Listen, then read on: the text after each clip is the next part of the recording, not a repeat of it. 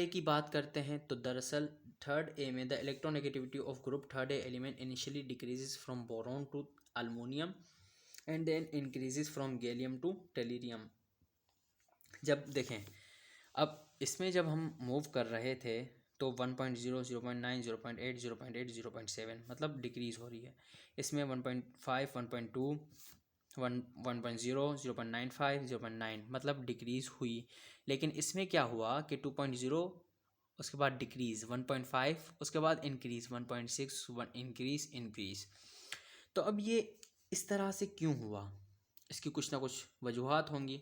तो the irregular increase in electronegativity can be attributed to poor shielding effect of electron d orbital and f orbital respectively. तो जब हम move करते हैं नीचे तो शेल नंबर इंक्रीज होता है, शेल नंबर इंक्रीज होता है तो मतलब उसके अंदर सब शेल भी इंक्रीज होंगे। जब सब शेल इंक्रीज होंगे तो उसके मतलब ये है कि उसके अंदर ऑर्बिटल्स भी इंक्रीज होंगे।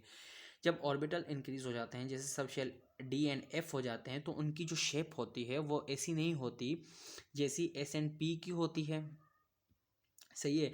डी की और एफ की अलग होती है। तो डी एंड एफ की जो कॉम्प्लिकेटेड शेप होती है उसी की वजह से ये जो पुअर शील्डिंग इफेक्ट होता है इलेक्ट्रॉन्स के ऊपर, मतलब जो शील्डिंग, अब डी के इलेक्ट्रॉन्स और एफ के इलेक्ट्रॉन्स जो हैं, मतलब एफ इलेक्ट्रॉन्स डी इलेक्ट्रॉन्स जो होते हैं उनकी डिज़ाइन कुछ इस तरह से होती है कि वो जो शील्ड नहीं कर पाते, एंड के जो जो आखिरी आटम और शेल के इलेक्ट्रॉन्स होते हैं उन्हें सही से शील्ड नहीं कर पाते, जिसकी वजह से इफेक्टिव न्यूक्लियर चार्ज इफेक्टिव तौर पे काम करता है। और इसकी सबसे ज़्यादा उसके बाद इसकी कम होती है और इनकी बढ़ती जाती है। क्यों? क्योंकि नंबर ऑफ़ शेल बढ़ते जाते हैं, नंबर ऑफ़ सब शेल बढ़ते जाते हैं, उसके अलावा नंबर ऑफ़ ऑर्बिटल्स बढ़ते जाते हैं। जब भी डी और एफ ऑर्बिटल्स आते हैं तो वो शील्डिंग सही तरह से नहीं करने देते इलेक्ट्रॉन्स को, ठीक है।